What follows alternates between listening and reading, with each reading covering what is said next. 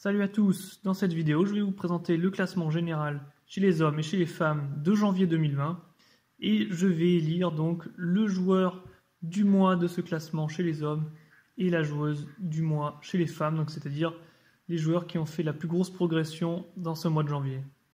On va commencer par le classement chez les femmes.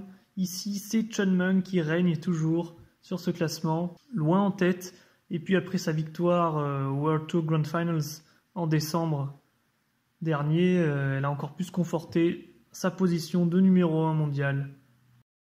Donc, sur le podium, on peut noter l'apparition de Ito Mima, la japonaise qui a dépassé Liu Shewen. Donc Ito Mima, bonne performance ces derniers mois, donc c'est mérité. Ensuite Wang Manu qui progresse aussi d'un rang. Zhu Yuling, fin de saison décevante, mais elle a déjà gagné là, le Marvelous 12 en début janvier, donc bon, Zhu Yuling qui doit montrer une réaction en 2020. Ishikawa Kazumi qui progresse aussi d'un rang après avoir gagné les Open d'USA. Cheng Yiqing qui perd de place.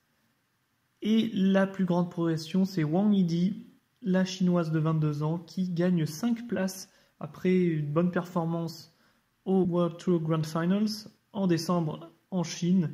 Donc elle a battu là-bas Su Ningxia par exemple, la numéro 2, donc c'est quand même une performance notable.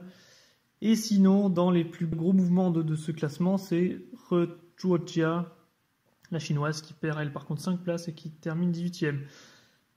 Si on regarde un peu les européennes, on a Solia Petrissa pour l'Allemagne, Bernadette Sox pour la Roumanie et Sofia Polkanova qui sont dans ce top 20.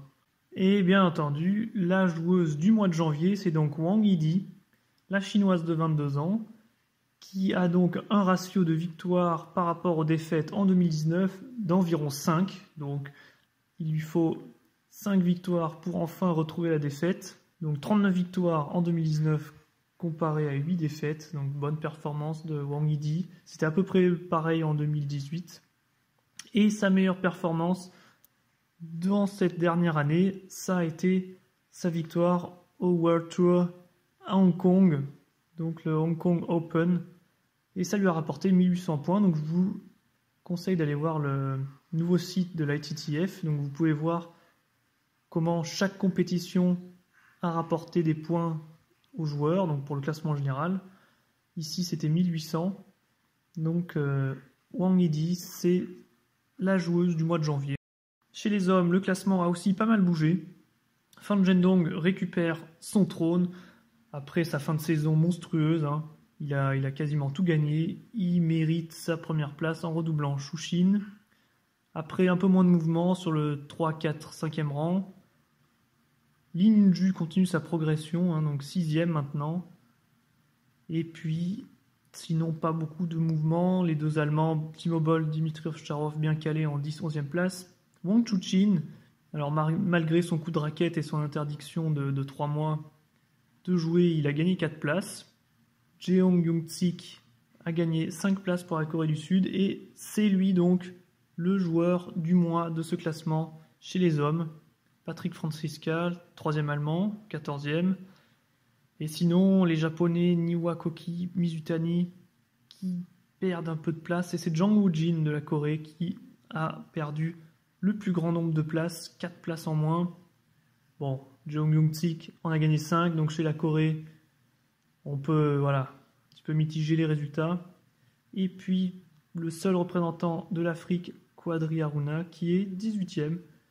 Donc, voilà pour ce classement chez les hommes en janvier. Le joueur du mois dans ce classement, c'est Jeong Young-sik, le Coréen de 27 ans, qui a un ratio victoire-défaite en 2019 de 2,5. Et sa meilleure performance dans la dernière année, c'était au World Tour Platinum en Allemagne, à Brême, où il a perdu en demi-finale. Mais il n'a pas perdu contre n'importe qui, vous en doutez, hein, il a perdu contre Xu Xin. Mais pour lui, c'était quand même, pour Jeong Young-sik, c'était une très belle performance.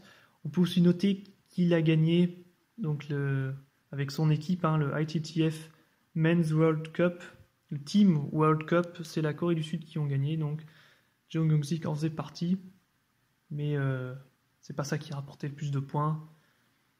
comparé à cette demi-finale perdue pour Jeong Young-sik en Allemagne.